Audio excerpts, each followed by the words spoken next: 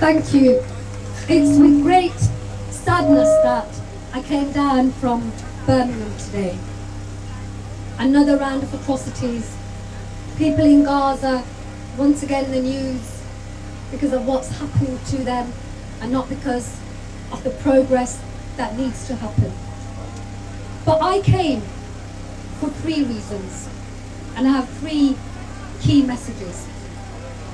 1, to our own government, which deals with the Israeli state, not on a fair basis, not on a human rights ethical basis, but on a basis of providing the arms, £119 million worth, which just in 3 years alone have resulted in over 2,600 Palestinians being killed. 2,600. That's not just a figure. That's real human beings. Brothers, sisters, daughters, husbands, whole families impacted. And we're not talking about history, we're talking about what's happening now. And when you see children not being protected or left out of this, when you see thousands of children being abducted, put in solitary confinement, tortured, but we do not hear our government protest. We do not hear our government issue reprimands. We have the red carpet laid out for the Israeli leadership, just as we have the red carpet laid out for the Saudi leadership. And it is shame on our government. And it is as a British citizen, I come here today to say not in my name. So we want consistency and ethics from our government. And I have a message for the people of Gaza. You're not alone.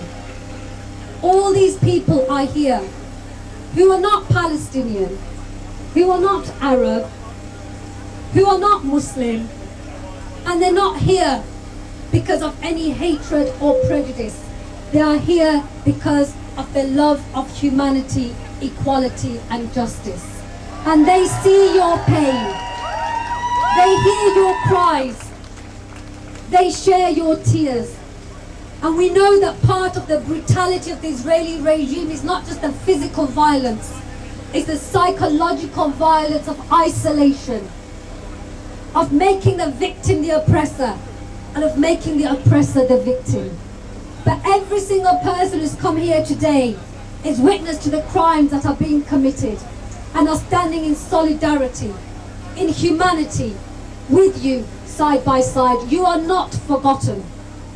And part of the Israeli approach is to silence dissent. Not just in the Middle East, not just in the occupied territories, not just in Gaza, but right here. And that's why I came today on the train from Birmingham on my Saturday in the Easter holidays for the kids. Because we will not be silenced or intimidated in showing solidarity for the suffering of others, whether they're here or abroad. Because this is about our human rights as well now. There is a reason why so few MPs have come. Not because it's not clear what the right thing to do is. Because they too have been cowed and intimidated and silenced in what is so called the mother of democracy. So actually we're here for our human rights and democracy, to keep that space open. And my last message in terms to us, that we're not alone, we're here together. We will keep coming out time after time. We will not be intimidated or silenced, but at the same time we will be consistent in our ethics, in our justice, in our humanity, and we will not stand by 1 inch, 1/4, 1 atom of anti-Semitism. We will not allow our criticism of Israel to be used as a cover to justify any vilification of Jewish people as a whole or as individuals. I'm sick and tired as a Muslim to be expected to be an explainer of anything that happens anywhere in the world carried out by Muslims. It is not the responsibility and duty of every Jewish individual to somehow explain, justify, condemn or support Israel. Let's separate out these things.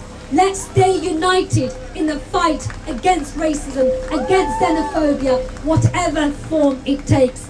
Because we are seeing the waves of right-wing populism across Europe and getting a foothold here. In Birmingham just a weekend ago, 4,000 people came in. 4,000 people came in to intimidate Muslims. We had Punish a Muslim Day just this week. I know what racism, covert and overt, feels like. And I will not stand by any Jewish brother or sister, whatever their views on Israel, being vilified just because they happen to be Jewish. Let's keep this about the politics. Let's keep this about the oppression. We have our moral stance and we will come out time and time again to stand up for truth, justice and peace. Thank you.